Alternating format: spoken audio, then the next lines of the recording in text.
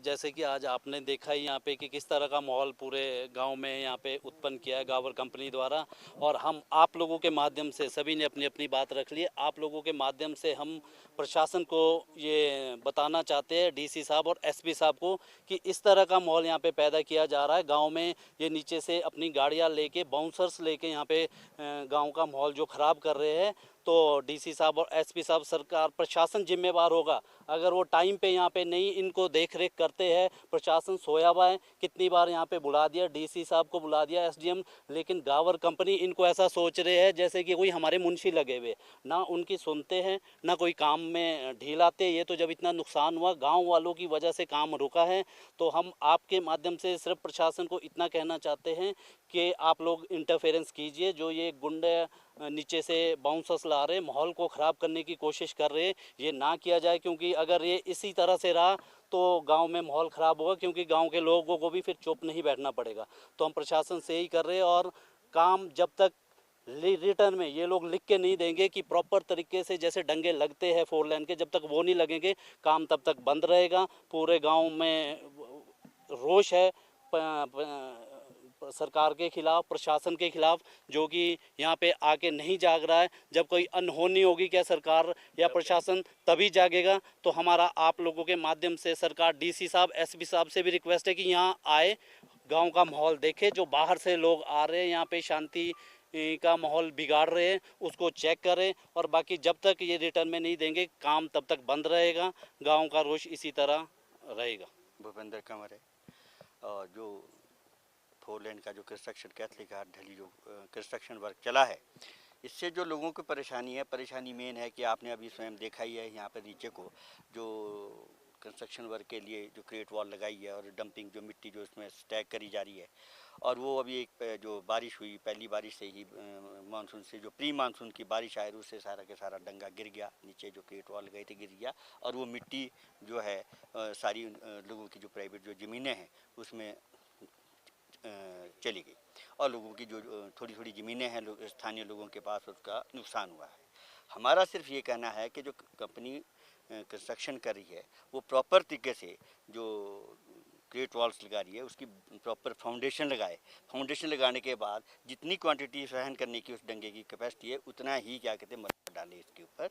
और हमारी जो ज़मीन है उसकी सुरक्षा की जाए। मिट्टी की डंपिंग साइट को रिहायशी इलाके से कहीं दूर ले जाए।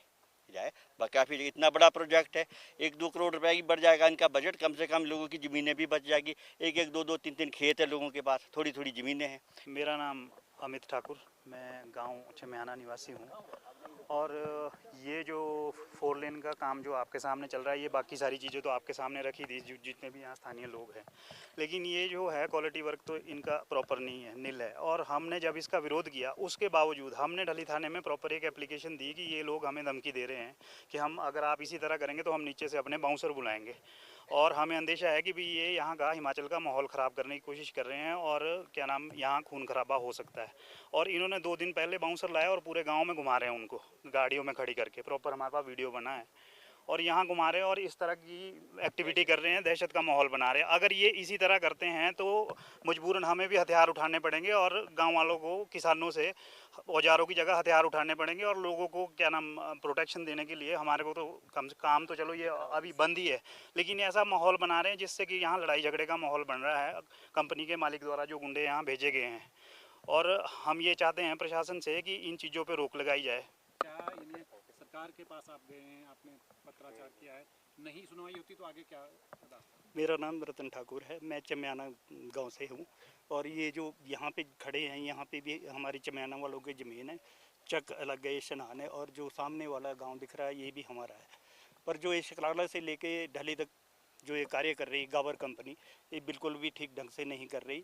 ये आप डंगा देखो कितने कितने पत्थर लगाए हैं और कोई भी हमारी सुरक्षा का कोई भी ध्यान नहीं रखा गया। हमारे जैसे पशु वगैरह चराने जाते हैं उन पर भी पत्थर गिरते हैं, या सड़क से कोई बच्चा चल रहा है, स्कूल का चल रहा है, उन पर भी पत्थर गिरते हैं। कोई नहीं है ना इसकी प्रॉपर निशानदेही हुई, हमारे को कोई पता नहीं है। सब आप ये देखो पार को ये देखिए जो नेशनल हाईवे ऑफ अथॉरिटी जो काम कर रही है, जो कि मैं समझता हूँ गावर एंड कंपनी जो जिसको केती घाट ढली जिसको बोलते हैं, केती घाट से ढली जो रोड बन रहा है उसमें गावर एंड कंपनी को एक चकराला से लेकर ढली तक का काम दिया हुआ है। उनकी अनियमितताएं जो है वो बहुत ज़्यादा बढ़ गई हैं। बिना परमिशन के वो काम कर रहे हैं। उनको अभी तक सेकंड स्टेज की परमिशन नहीं आई है।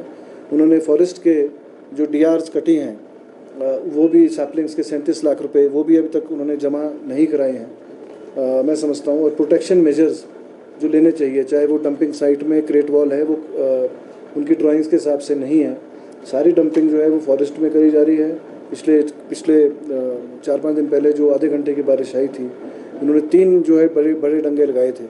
हम 1 साल से बोल रहे हैं, ये मामला जो है उच्च अधिकारियों को भी पता है, सरकार के PWD के विभाग के लोगों को भी पता है। SP से भी मेरी बात हुई है, DC से भी मेरी बात हुई है इस मामले में, और उनके खिलाफ जो है कानूनी कार्रवाई जो है गावर एंड कंपनी के खिलाफ कानूनी कार्रवाई जो अमल में लाई जाएगी। क्योंकि उनको हम पहले ही बोल रहे हैं कि जो आप मिट्टी जो डंप कर रहे हैं वो साइंटिफिक वे से नहीं कर रहे हैं। आप जाके देखेंगे लोगों के खेतों में मिट्टी घुस गई है, लोगों के घरों के अंदर मिट्टी घुस गई है। आधे घंटे की बारिश से तीनों के 3 जो बड़े क्रेट वॉल उन्होंने डंगे लगाए थे वो सब के सब ढह गए हैं, और ये आने वाले समय में एक बहुत त्रासदी का रूप जो है वो ले सकते हैं। इसके लिए लोग जो है कोर्ट की तैयारी भी कर रहे हैं, मैं समझता हूँ।